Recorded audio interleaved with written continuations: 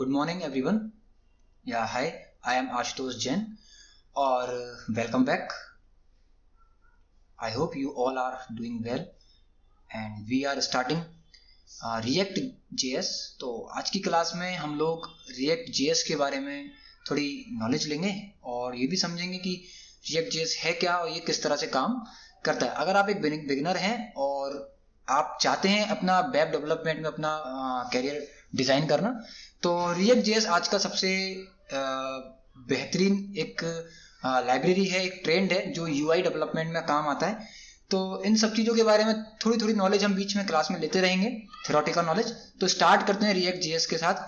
तो first of all मैं आपको इससे ये कहना चाहता हूँ कि भाई अगर आप React JS पढ़ रहे हैं तो मैं ये मानता हूँ कि आपको HTML, CSS और जावास्क्रिप्ट की बेसिक नॉलेज, बहुत ज़्यादा नॉलेज नहीं हो बट एक बेसिक नॉलेज आपको है और आप उस नॉलेज के साथ इस क्लास में आप ज्वाइन हो रहे हैं जो कि आपको React JS की तरफ लेके जाने वाला है. तो React JS के लिए हम ये मानते हैं कि हमको एक सेटअप इंस्टॉल करना पड़ेगा. क्या क्या करना है वो हम थोड़ा सा इस क्लास के अंदर समझते हैं. सबसे पहले तो हम ये जानते हैं कि हमको कोड करने के लिए हमको VS कोड चाहिए. अगर आप थोड़ी सी आपने प्रोग्रामिंग की है, अगर आप HTML CSS में आप थोड़े से उनसे रूबरू हैं, तो आपने VS कोड या विजुअल स्टूडियो कोड या किसी भी कोड एडिटर आपने यूज़ किया होगा. तो मैं यहाँ पर VS कोड यूज़ करने वाला हूँ. साथ में गूगल क्रोम के साथ हम तो थोड़ा सा इंटरेक्शन रखेंगे. तो चलिए शुरू करते हैं. तो सबसे पहले स्टेप 1, आपके पास अगर VS कोड नहीं है तो आप गूगल पे जाइए और सिंपल यहाँ पर सर्च करिए VS कोड और यहाँ से आप डाउनलोड पे क्लिक करिए. यहाँ से आपका ये विंडोज़ के लिए VS कोड यानी विजुअल स्टूडियो कोड 64 बिट में आप डाउनलोड करेंगे. देन इसको इंस्टॉल करने का एक सिंपल प्रोसेस है. आप इसको नेक्स्ट करके कंप्लीट करके इंस्टॉल करेंगे. जैसे ही इंस्टॉल हो जाता है आपके कुछ स्क्रीन पर इस तरह से इसका ये आइकन आपको मिल जाएगा. ठीक है, तो अभी इसकी बात हम आगे करेंगे. नेक्स्ट, अब रिएक्ट पढ़ना है तो क्या चाहिए हमको? जावास्क्रिप्ट का एक डेस्कटॉप एनवायरनमेंट हमको चाहिए. बेसिकली क्या होता था, पहले जो स्क्रिप्ट थी या जावास्क्रिप्ट थी वो वेब ब्राउजर के एनवायरनमेंट में चलती थी, बट अभी उसको क्या है, हम वेब ब्राउजर के अलावा हमारे डेस्कटॉप, हमारे विंडोज के एनवायरनमेंट में भी चला सकते हैं. तो उसमें हम क्या कर सकते हैं, पूरा एक डेवलपमेंट सिनेरियो तैयार कर सकते हैं. ओके, तो रिएक्ट बेसिकली क्या है? रिएक्ट एक जावास्क्रिप्ट की लाइब्रेरी है जो UI यानी यूजर इंटरफेस तैयार करने में हमारी हेल्प करती है to perform a better user interface. तो यूजर इंटरफेस क्या है कि आप वेब ब्राउजर पे कोई भी वेबसाइट आप अगर चला रहे हैं, फॉर एग्जांपल हमारे पास एक VS कोड की वेबसाइट ओपन है. ओके, तो ये जो आप देख पा रहे हो ये पूरा यूजर इंटरफेस है. तो इसे तैयार करने के लिए हम लोग जावास्क्रिप्ट में जो लाइब्रेरी है React JS उसको यूज करते हैं. कुछ लोग इसे React बोलते हैं, कुछ लोग इसको React JS बोलते हैं, कुछ लोग इसको React.js बोलते हैं. तो यहाँ कंफ्यूज नहीं होना है, ये तीनों ही बात एक है. तो अगर हम बात करें तो इसको क्या बोलना चाहिए, तो आप इसको React भी बोल सकते हैं. सिंपल आप ध्यान रखिएगा, React is not other language, it is also a part of JavaScript which is JavaScript library also. Okay, तो ये जावास्क्रिप्ट की लाइब्रेरी है. इसके अंदर बहुत सारे मॉड्यूल्स हैं, उनके बारे में हम फर्दर आगे क्लासेस के अंदर पढ़ेंगे और कोशिश करेंगे आज की क्लास में एक इनिशियल लेवल पर हम रिएक्ट के साथ थोड़े से इंटरेक्ट हो पाएं और हम स्टार्ट कर सकें यूजर इंटरफेस क्रिएट करना React JS के साथ. ओके, तो स्टार्ट करते हैं. अच्छा, React JS में अभी हमको क्या चाहिएगा, एक रन टाइम एनवायरनमेंट चाहिए. तो जावास्क्रिप्ट का जो रन टाइम एनवायरनमेंट है वो कौन है? Node.js. तो हमको React JS पे काम करने के लिए हमको Node.js भी चाहिए. तो Node.js हमने यहाँ सिंपली सर्च किया, देन आप इस पर क्लिक करेंगे और सिंपली आपको यहाँ पर देखे रिकमेंडेड फॉर मोस्ट यूजर और लेटेस्ट फीचर. तो आप इनमें से आप ये वाला सेगमेंट डाउनलोड कर सकते हैं. ये विंडोज वर्जन के लिए है. देखिए, नेक्स्ट, सिंपल इसको इंस्टॉल करना है, ज़्यादा आपको कुछ भी नहीं करना है इसके अंदर. सिर्फ नेक्स्ट करते हुए आपको इसको अपने सिस्टम में इंस्टॉल करना है. बेसिकली नोड क्या है? नोड एक रन टाइम एनवायरनमेंट है जो आपके विंडोज को अलाउ करता है जावास्क्रिप्ट के कोड को आपके विंडोज प्लेटफॉर्म पर यानी कि आपके डेस्कटॉप एनवायरनमेंट में रन करने के लिए, जिससे कि आप एक जावास्क्रिप्ट के अंदर कंप्लीट फ्रंट एंड और बैक एंड डेवलपमेंट कर सकते हो. किसी एप्लीकेशन को डेवलप कर सकते हो, मोबाइल एप्लीकेशन डेवलप कर सकते हो, वेबसाइट डेवलप कर सकते हो, वेब एप्लीकेशंस भी डेवलप कर सकते हो. तो सारा जो कुछ भी एक एनवायरनमेंट की हमको नीड होगी वो Node.js के थ्रू हम एक्सेस करने की कोशिश यहाँ पे करते हैं. यहाँ पे लिखा नोड वर्जन, ठीक है, नोड स्पेस हाइफन वर्जन. तो इसने बताया आपके नोड का वर्जन कौन सा है, 18.13.0. तो ओके, तो हमारा नोड हमारा इंस्टॉल हो चुका है इसके साथ साथ हमको मिलता है npm। तो हम npm का भी वर्जन यहां पर चेक करते हैं। तो हम यहां पर भी लिखेंगे npm वर्जन। तो इस तरह से आपका npm का वर्जन आ जाएगा 8.19.3। ये हमारे आज के लेटेस्ट वर्जन है। तो इसका मतलब आपके सिस्टम में एक रन टाइम एनवायरनमेंट तैयार हो चुका है जिसमें आपने Node.js को और npm को इंस्टॉल कर लिया है। ओके, अब बात आती है React.js को किस तरह से हम इंस्टॉल करेंगे या React को हम किस तरह से यूज करेंगे। ओके, तो थोड़ा सा एक गैप लेके हम समझते हैं। React बेसिकली क्या करेगा, एक प्रोजेक्ट बेस एप्लीकेशन डेवलप करेगा। यानी कि एक React के अंदर जब आप इसको डेवलप करोगे तो एक एप्लीकेशन के रूप में वो डेवलप होती है, ठीक है। उसके अंदर आपका HTML की कुछ प्री फाइल्स भी होंगी, कुछ मॉड्यूल्स की फाइल्स भी होंगी, कुछ CSS की भी प्री डिक्लेयर्ड फाइल्स होंगी, कुछ जावास्क्रिप्ट की फाइल होंगी। तो सबको मिलाकर एक रिपोजिटरी तैयार हो जाती है ऑटोमेटिक, जो कि हम नहीं करते हैं, खुद ही React एनवायरनमेंट आपको करके देता है। तो चलिए आगे स्टार्ट करते हैं। तो सबसे पहले अब हमारे पूरे रन टाइम एनवायरनमेंट को ग्लोबली हमको ये बताना पड़ेगा कि हम React को सेटअप करना चाहते हैं। तो पूरे सिस्टम को, यानी आपका जो एनवायरनमेंट है, उसने यहाँ पर लिखा npm इंस्टॉल, ठीक है, स्पेस -g। g का मतलब हो गया ग्लोबल।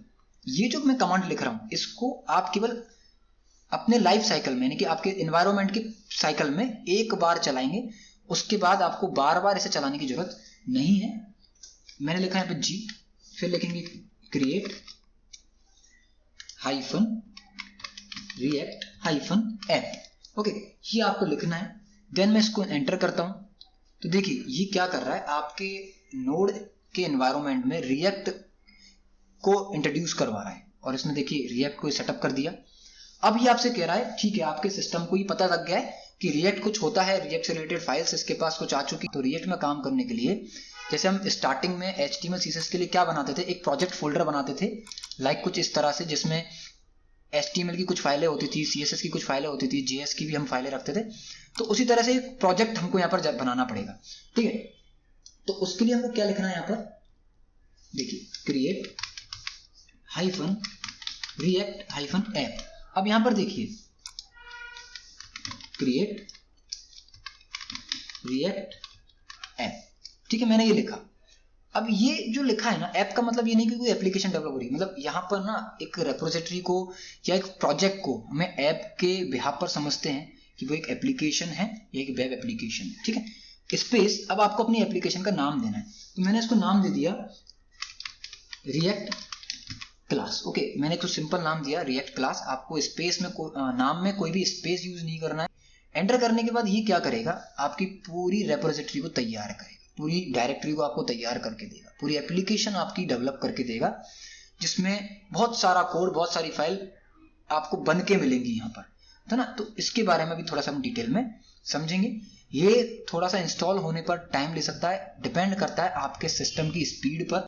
ओके, तो आप देख पा रहे हैं हमारा जो प्रोजेक्ट का सेटअप है वो कंप्लीटली इंस्टॉल हो चुका है, और इसका जो प्रोजेक्ट फोल्डर है वो डेवलप हो चुका है। वो कहाँ हुआ है, कैसे हुआ है, इसके बारे में हम थोड़ा सा समझेंगे अभी।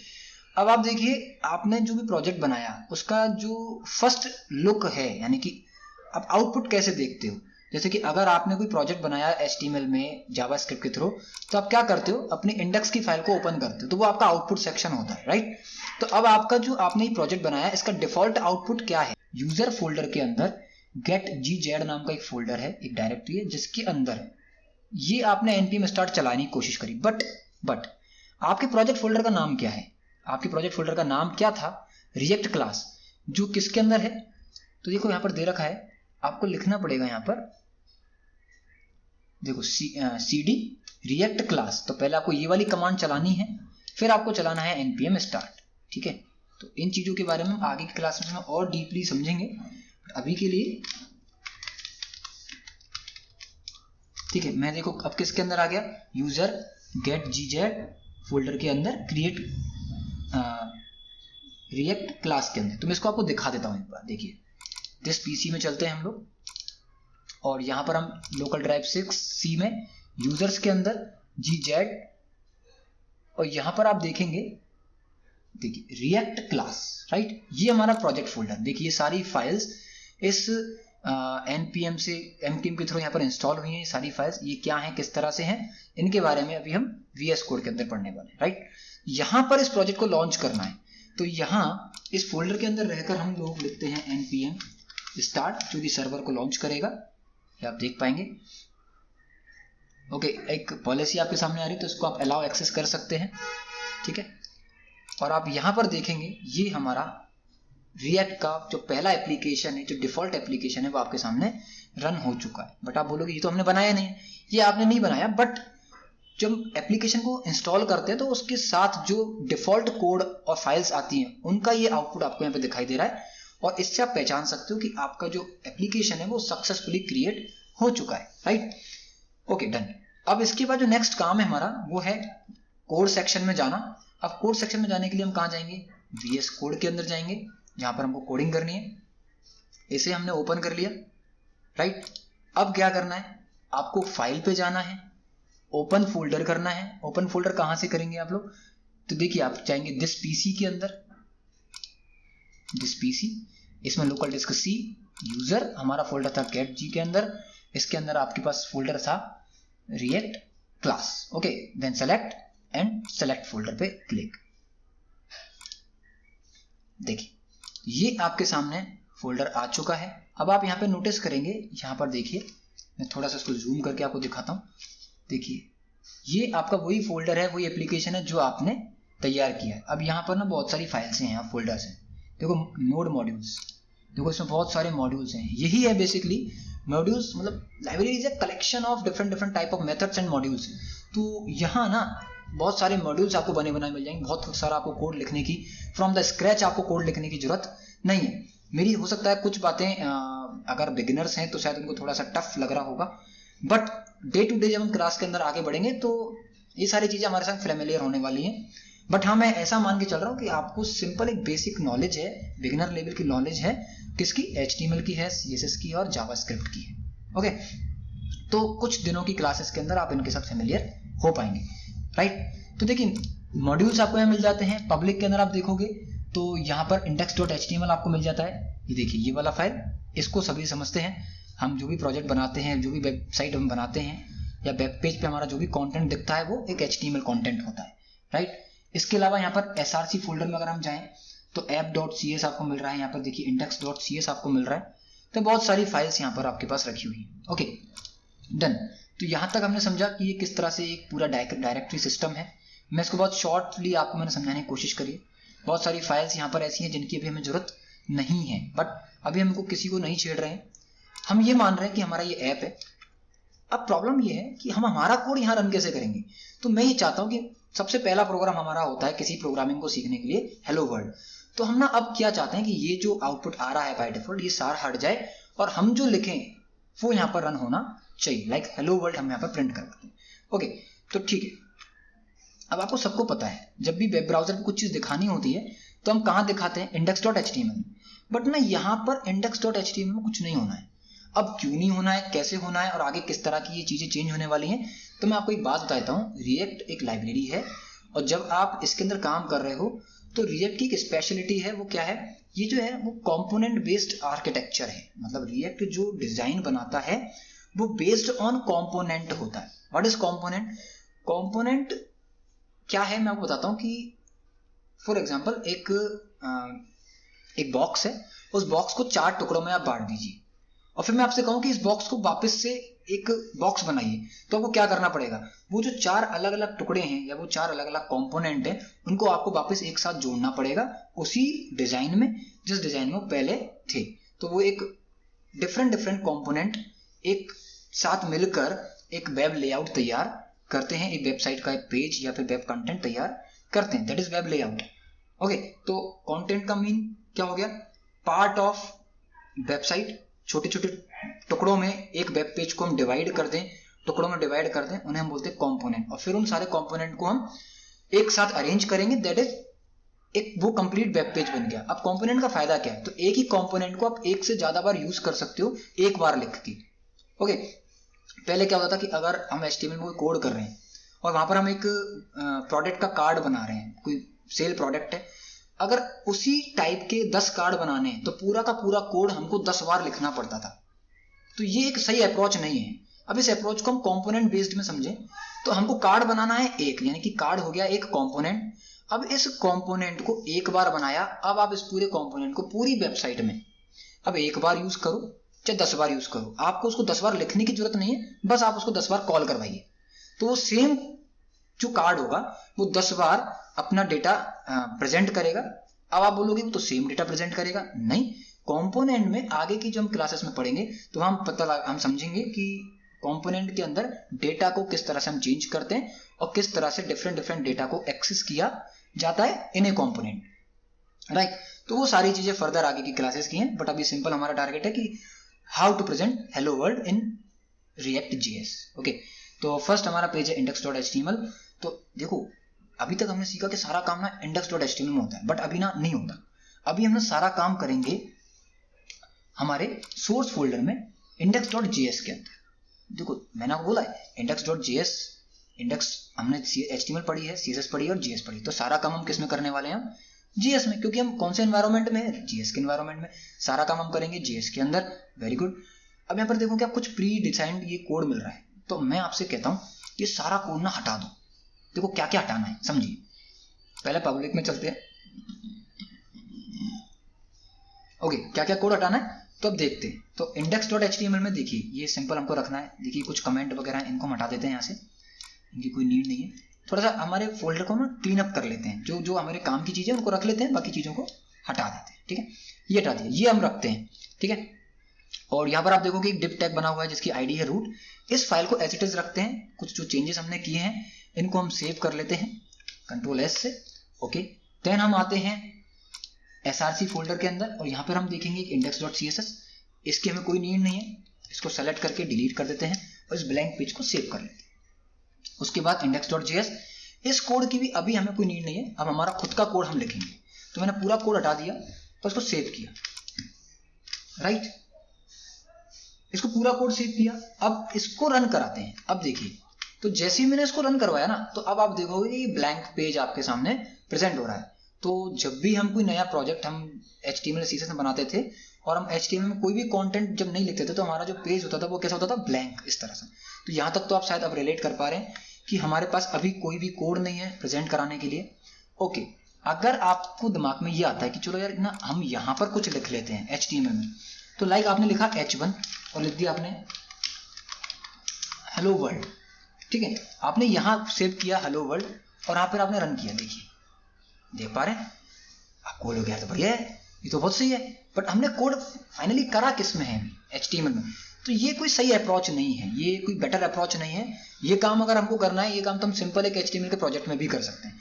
बट फिर हम रिएक्ट JS के एनवायरनमेंट में क्यों आए हैं? क्यों आए हैं? क्योंकि हमको कंपोनेंट बेस्ड आर्किटेक्चर को समझना है। ठीक है, आगे इसके जो बेनिफिट हैं, यूजर इंटरफेस के अंदर जो इसके बेनिफिट्स हैं, उनको हमको स्टडी करना है। और मार्केट में रिएक्ट की एक बहुत डिमांड है, बहुत मार्केट वैल्यू है, जो कि आपने नाम सुना होगा MERN stack developer, full stack developer. तो वो सब किससे बनते हैं? वो सब जावास्क्रिप्ट के एनवायरनमेंट के बिहाफ पर बने हुए हैं, क्योंकि यहाँ पर फ्रंट एंड और बैक एंड दोनों में क्या काम कर रही है? जावास्क्रिप्ट काम कर रही है। तो हमको ना यहाँ से समझना है कि हमको रिएक्ट के अंदर रहकर किस तरह से हमारा फ्रंट एंड डेवलपमेंट तैयार करना है। ओके, फ्रंट एंड डिजाइन तैयार करनी, यूजर इंटरफेस तैयार करना है। तो अब ना हम ना HTML में कुछ भी नहीं लिखेंगे, HTML कुछ नहीं लिखना, इस पेज को हम ऐसे छोड़ेंगे। ओके, आप बोलोगे कि यार ये तो बड़ी कंफ्यूज हो रहे हैं हम लोग। कंफ्यूज नहीं होना है, स्टार्ट की क्लास है तो 1-2 दिन हो सकता है आपको थोड़ा सा लगे, बट एक बार जब इनिशियल सिंटैक्स को आप कवर कर लोगे ना, तो फिर आपको लॉजिक समझाने में मुझे भी थोड़ा सा मजा आएगा। क्योंकि इन ए डे अगर आज की क्लास की बात करूँ तो आज की क्लास में अगर सारे लॉजिक को मैं एक साथ खोल दूंगा तो फिर वो कोई काम का नहीं है, कोई बेनिफिट उस चीज का नहीं होगा। तो फिलहाल मैं जितना कर रहा हूँ बस आप उस चीज को फॉलो करें। ठीक है, तो अब देखो मैंने बोला आपको index.html में करना नहीं है, मैंने करके दिखाया। तो आप पूरा का पूरा वेब पेज आप बना तो सकते हो, बट फिर फायदा क्या है रिएक्ट का? तो फायदा रिएक्ट का क्या है? तो हम चलते हैं index.js के अंदर। अब मैं आपसे बोलता हूँ ना, यहाँ लिखिए। अब आप सोचिए HTML में मुझे JS लिखनी है, सॉरी JS में मुझको क्या लिखनी है? HTML। तो क्या ऐसे डायरेक्ट लिख देंगे? नहीं। तो हम कैसे लिखते हैं? कुछ गेट करते हैं, document.get एलिमेंट करके, कुछ हमने जावास्क्रिप्ट में बेसिक चीजें पढ़ी हुई हैं वहां। तो अब ना हमको ये समझना है तो किस तरह से हम लोग रिएक्ट को यूज करते हुए अपना कोड करेंगे। तो देखिए रिएक्ट क्या है, एक लाइब्रेरी, और जावास्क्रिप्ट के पेज में index.js के पेज में हमको हमारी रिएक्ट के मॉड्यूल्स को इंपोर्ट करना है, यानी लेके आना है। तो तरीका क्या है, देखिए वेर मैंने एक वेरिएबल बनाया जिसका नाम रख दिया मैंने React. Okay, React equals to require, और इस रिक्वायर के अंदर मैं एक मॉड्यूल को इंक्लूड कराऊंगा जिसका नाम है रिएक्ट। देखिए इस तरह से मैंने एक मॉड्यूल इंपोर्ट करवाया है यहाँ पर, वेर इक्वल्स टू रिएक्ट, और यहाँ पर एक मॉड्यूल हमने ऐड करवा लिया रिक्वायर करके, और मॉड्यूल का नाम है रिएक्ट। रिएक्ट मॉड्यूल क्या करेगा अभी आप आगे देखिए, ठीक है। उसके बाद हमने क्या ऐड करवाना है यहाँ पर, रिएक्ट डोम, रिएक्ट डोम। ओके, तो रिएक्ट डोम को हम यहाँ पर इंपोर्ट करवाएंगे, सेम।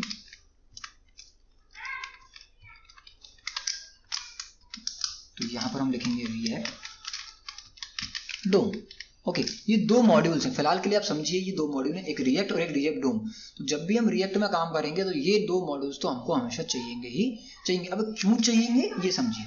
तो अब क्या है ना, मुझको हेलो वर्ल्ड प्रिंट कराना। अब मैं डायरेक्ट तो यहाँ पर h1 लिख नहीं सकता क्योंकि ये तो जावास्क्रिप्ट का पेज है, HTML का पेज है नहीं। तो मुझे उसको लिखने के लिए मुझे उसको क्या करना पड़ेगा, रेंडर करवाना पड़ेगा। तो यहाँ पर रेंडर कराने के लिए तो रिएक्ट डोम क्या करेगा, आपके कोड को रेंडर करवाए। तो यहाँ पे कैसे लिखेंगे, देखिए रिएक्ट डोम डॉट रेंडर। Okay, render. अब यहाँ पर रेंडर एक फंक्शन है, एक मेथड है, और इसकी दो वैल्यूज हैं। पहली वैल्यू क्या है कि आप पेज पर क्या दिखाना चाहते हो, दूसरा कहाँ दिखाना चाहते हो, क्या दिखाना चाहते हो, कहाँ दिखाना चाहते हो। तो मुझे क्या दिखाना है, मुझे सिंपल सा एक h1 में हेलो वर्ल्ड दिखाना है। तो राइट में क्या करूंगा, सिंपल सा एक h1 लूंगा यहाँ पर इस तरह से, और यहाँ पे लिख दूंगा हेलो वर्ल्ड, राइट। आप बोले बहुत कॉम्प्लिकेट है, कॉम्प्लिकेट नहीं है, थोड़ा सा सिंटेक्स को समझ लेंगे फिर आपको थोड़ा सा इजी लगेगा। आपको लास्ट में लगेगा कि यार ठीक है ये इस तरह से हो रहा है, पर हो वही रहा है जो अब तक हमने पढ़ा है, ठीक है। तो मैंने ठीक है h1 में लिख दिया कुछ इस तरह से, और अब देखिए मैं इसको सेव कराता हूं। बट एक प्रॉब्लम आपके सामने यहाँ पे पढ़ने को आएगी, देखिए क्या आएगी। अब यहाँ पे कुछ नहीं आएगा, क्यों नहीं आएगा, क्योंकि आपने इसको देखो, आपने इसको क्या दिखाना है ये तो ठीक है, बट कहाँ दिखाना, दूसरा पैरामीटर तो पास ही नहीं किया। तो मैंने दूसरा पैरामीटर पास करने के लिए कॉमा लगाया, और कहाँ दिखाना है। अब मुझे कहाँ दिखाना है बताइए, मुझे दिखाना है index.html, क्योंकि पेज तो यही है, कंटेंट तो जावास्क्रिप्ट से लाना HTML में है ना, तो यहाँ दिखाना है मुझको। तो इसको टारगेट करने के लिए आईडी रूट बनी हुई है। और जब हमने पढ़ा है डोम, जब हमने पढ़े थे जावास्क्रिप्ट के अंदर, तो वहां पे हमने ये पढ़ा था कि किसी भी एलिमेंट को एक्सेस करने के लिए तो हम गेट एलिमेंट मेथड का यूज करते हैं। तो कैसे करते हैं उसको, document dot gate element by ID, क्योंकि वहां पर हमने आईडी दे रखी है, तो आईडी का नाम है रूट। ओके, तो हमने रूट लिखा, ओके डन। देखिए दो एट्रीब्यूट होगा यहाँ पर, हाँ सॉरी, दो वैल्यूज हो गई। पहला क्या दिखाना है, h1 दिखाना है, कॉमा कहाँ दिखाना है, document dot gate element by ID. किसको गेट किया हमने, रूट। तो जहां पर भी रूट हो वहां हेलो वर्ल्ड को प्रेजेंट करवाना है, ठीक है। मैंने इसको सेव किया, और देखिए मैंने इसको रिफ्रेश भी नहीं किया, इतना फास्ट है कि हेलो वर्ल्ड ऑटोमेटिक आ गया। ओके, अब वापस आपसे करेंगे कि भाई इसको और थोड़ा सा चेंज करते हैं।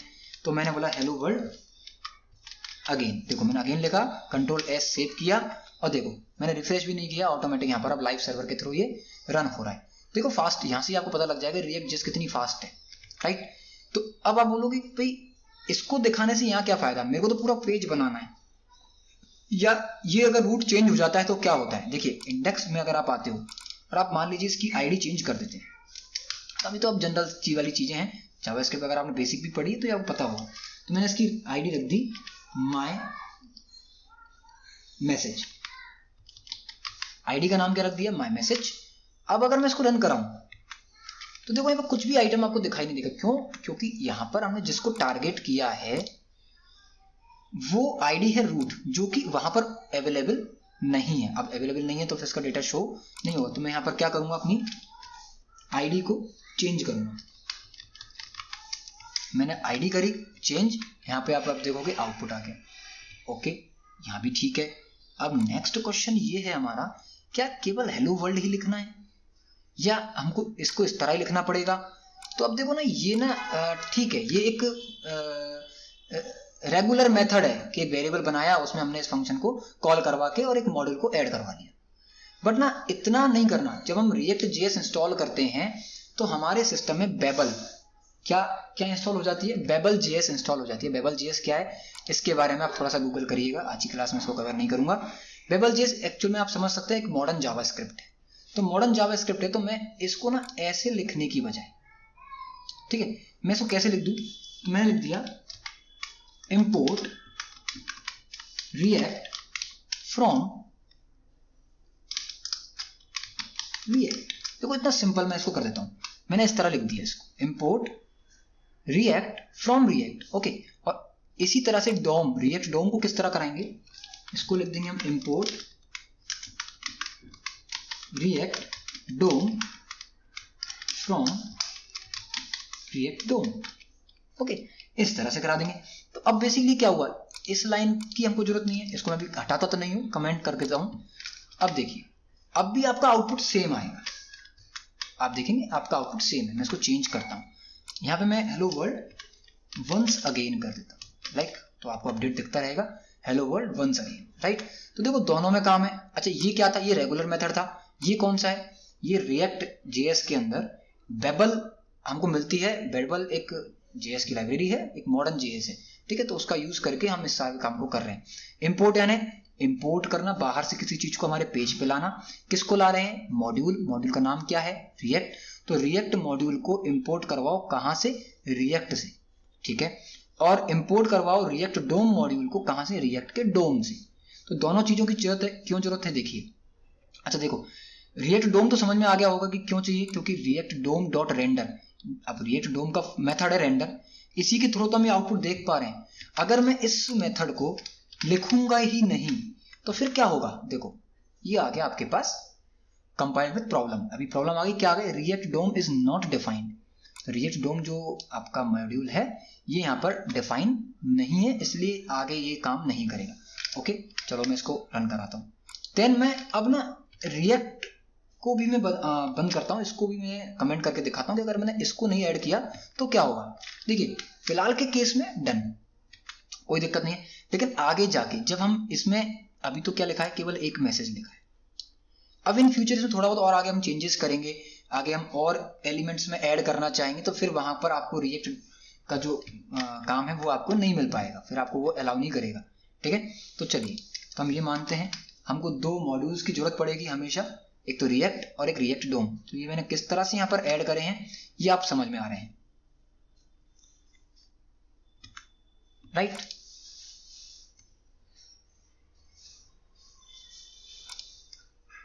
ओके, यहां तक हो चुका है। अब क्वेश्चन ये है कि देखिए, ये तो काम हो गया यहां तक। अब ये तो एक सिंटैक्स बन गया। किस तरह से बन गया? चलिए, इस लाइन को भी यहां से हम हटा देते हैं और इसको भी यहां से हटा देते हैं। अब मेरे पास क्वेश्चन ये है कि क्या मैं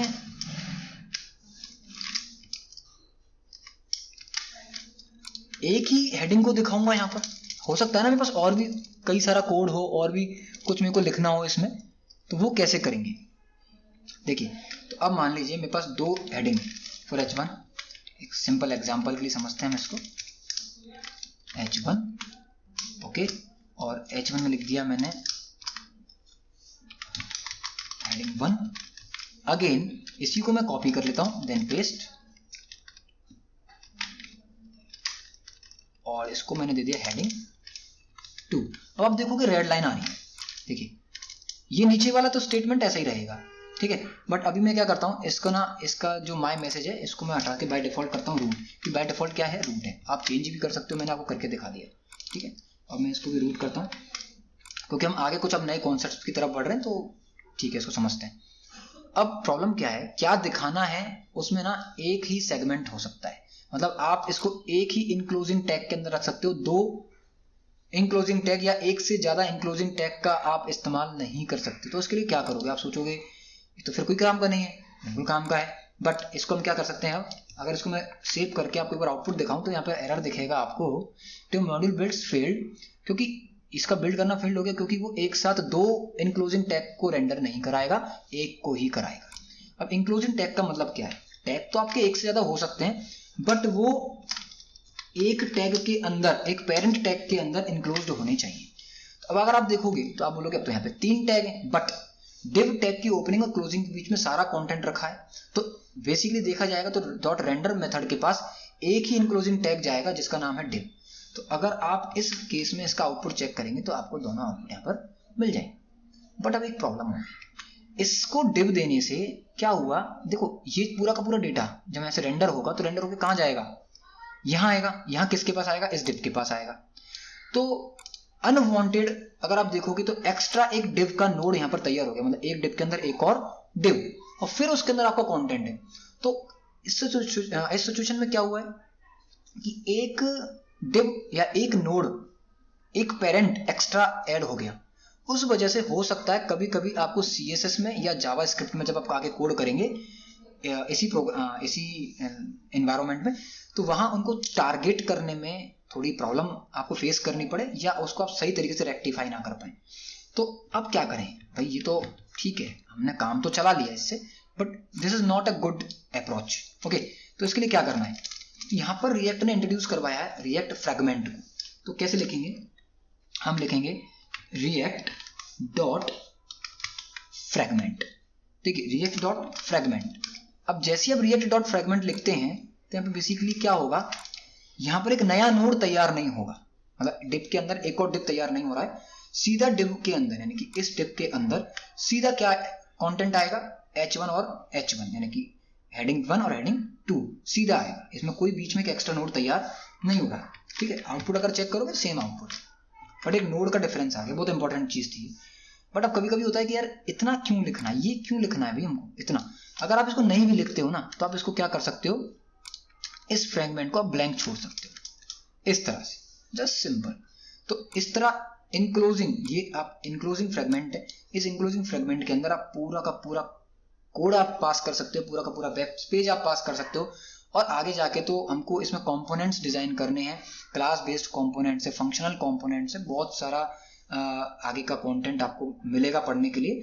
तो क्लास के साथ आप कंटिन्यू बने रहेंगे तो आपको ठीक है समझ में आएगा अच्छे से। आपको क्लास पूरी देखनी पड़ेगी, तभी आप डे टू डे लेक्चर के अंदर आप ज्वाइन कर पाएंगे और आप उसको रिलेट कर पाएंगे। और अगर आपने सीरीज को फॉलो किया तो मैं श्योर हूं कि आपको रिएक्ट जेएस बहुत अच्छे से आ जाएगी और आप उसमें मास्टर कर पाएंगे अपना। ओके देन, तो यहां तक भी अगर हम आते हैं तो इसको हम सेव करके रिफ्रेश करते हैं, देन सेम आउटपुट आपके सामने आएगा। ओके, तो यहां तक पहुंचे हम लोग। अच्छा, इसमें और भी कुछ ऐड कर सकते हैं हम लोग, हम बिल्कुल कर सकते हैं। लाइक हमको पी टैग अगर चाहिए तो अभी मैं सिंपल आपको दिखा रहा हूँ बस पी टैग, और मैंने इसमें this is a para tag, save किया, देन आप देखोगे यहाँ पर पैराग्राफ भी दिखाई दे रहा है। अब क्वेश्चन आता है यार इधर हमको उसमें CSS इंक्लूड करनी है या कोई वैल्यूज इंक्लूड करनी है, बिकॉज क्वेश्चन ये भी है कि सर हम JS में काम कर रहे हैं, तो JS में तो हम फंक्शंस भी यूज कर सकते हैं, वेरिएबल्स भी यूज कर सकते हैं, स्टेटमेंट्स भी यूज कर सकते हैं, बिल्कुल कर सकते हैं। इसी पेज पर सेम इसी में रहकर आप सारा काम करेंगे। कैसे करेंगे, चलिए तो हम एक वेरिएबल बनाते हैं यहाँ पर लेट a, या मैंने दे दिया let my name equals to, मैंने इसको एक वैल्यू पास करी। अगर जावास्क्रिप्ट को बेसिक्स आती होगी तो आपको वेरिएबल्स के बारे में पता होगा, है ना। तो मैंने यहाँ पर नाम दे दिया रिएक्ट क्लास। ओके, मैंने इसको नाम क्या दे दिया, रिएक्ट क्लास। अब मैं चाहता हूं कि ये जो रिएक्ट क्लास लिखा है ना मैंने, ये मेरे किसी टैग में प्रिंट हो। ओके, और मैंने एक यहाँ पर ले लिया जैसे कि ये h1 है, तो यहाँ पर हेडिंग 1 की जगह अब इसके बीच में मैं चाहता हूँ ये वैल्यू पास हो जाए। तो आप क्या करोगे, माय नेम वेरिएबल को लिखोगे और यहाँ पर डाल दोगे। बट अब इस केस में क्या होने वाला है, वैल्यू नहीं आएगी, केवल माय नेम आएगा। क्यों आएगा, क्योंकि इसको क्या लग रहा है कि यार ये इसका कंटेंट है। अब थोड़ा सा ब्रेक लेके ध्यान से समझिएगा, आप HTML में कोड नहीं कर रहे हैं, आप जावास्क्रिप्ट में कोड कर रहे हैं, पहला पॉइंट। दूसरा पॉइंट क्या है, जब आप जावास्क्रिप्ट में HTML के कंटेंट को लिख रहे हो तो this is not a HTML content.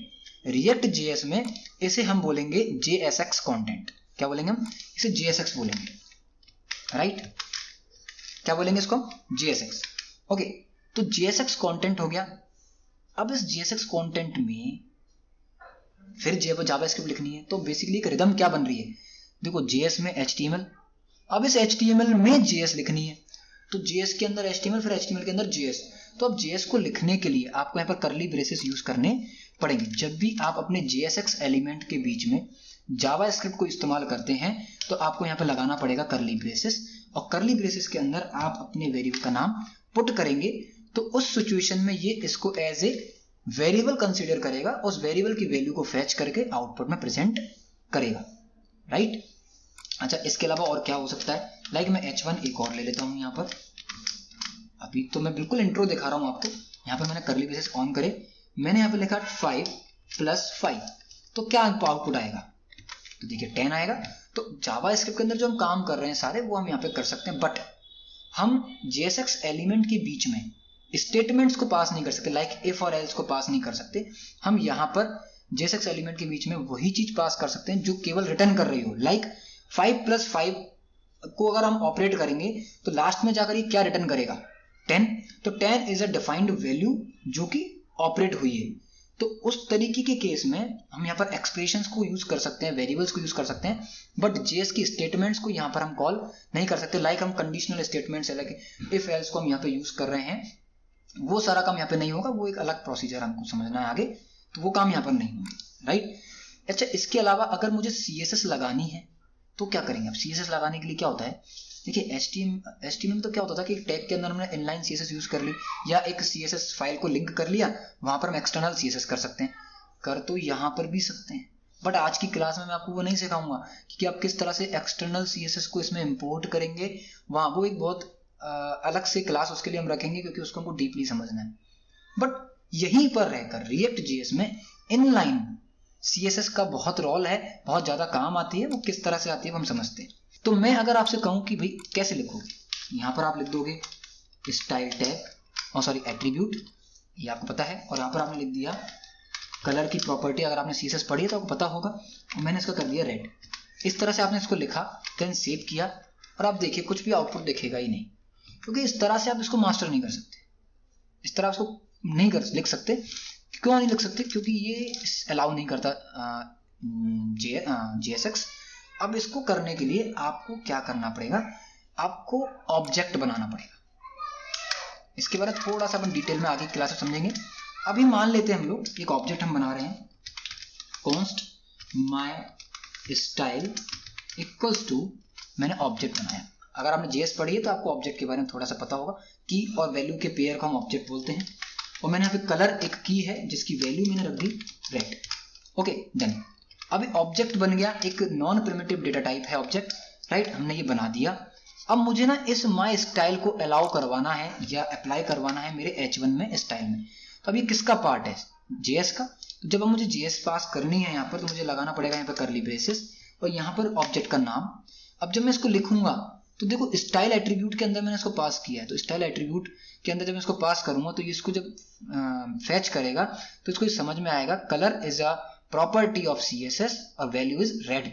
तो कलर और वैल्यू रेड स्टाइल को मिलेगी, तब जाकर क्या होगा, हेडिंग 1 का जो कलर CSS होगा वो क्या हो जाएगा, रेड। देख पा रहे हैं कि मैंने क्या लिखा है यहाँ पर, एक माई स्टाइल नाम का ऑब्जेक्ट बनाया, उसमें की वैल्यू का पेयर दिया है कलर कॉलन रेड, और इसको मैंने इस तरह से बंद कर दिया। देन इसको स्टाइल एट्रीब्यूट में JSX एलिमेंट के अंदर JS को लिखने के लिए मैंने कर्ली ब्रेसेस यूज किया, जो मैं आपको पहले बता चुका हूँ। यहाँ पर मैंने ऑब्जेक्ट का वेरिएबल पास कर दिया है।